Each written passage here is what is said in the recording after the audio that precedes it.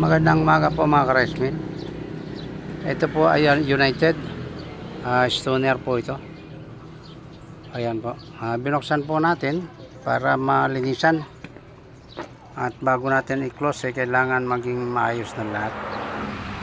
So ayan, nakita natin.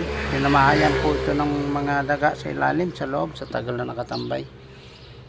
So ito binuksan na natin. Ayan po ang loob po ng stoner. Sa mga nangangarap nagkaroon ng stoner, ano kayo, ayan po ang loob ng stoner po yan. Ayan po. Kaya doon sa mga nagpaplano o nag-iisip na magkaroon ng stoner, pwede nyo ho akong kontakin. Ayan po. Ito po yung kanyang mga laman loob. Ayan po. So, bago ho natin tuluyang isarado ito, papatuyuin natin kasi kinarwas natin. Patutuyuin natin, tapos pinturahan po natin. Ang ipopintura po natin ngayon ay lang, siguro kulay yellow crane, yellow caterpillar. Ayan po.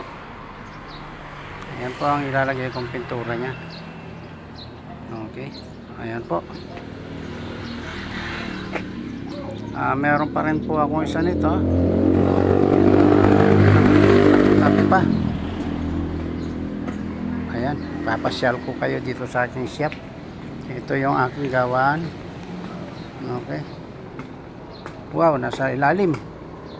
Ayan yung isa. Ayan po. Yung isa po yan.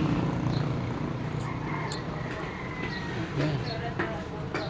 Okay, ayan po. Ayan po yung loob ng ating bahay. Ayan po. May mga rice mill tayo rito sa loob. At saka si partner. At saka yung aking dalaga. Ayan po. Happy Father's Day daw. Ay, maraming salamat. Nakakalimot na tayo. Ayan po, yung isa pa. Father's Day pa. Thank you, thank you. Uy, nakakalimot tayo. Buti binati tayo ng ating anak at saka ni partner. Ito po ay masaka po yan. Yung kulay niyan. Yellow caterpillar. Okay. Ito ang blower. Okay po.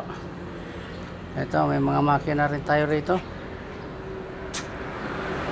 Ito po ay bayad na po ito. Sa ano naman po yan? Sa Pastrana Leyte. Ang problema po yan, binalik ko ulit dito kasi hindi secure yung kanilang building.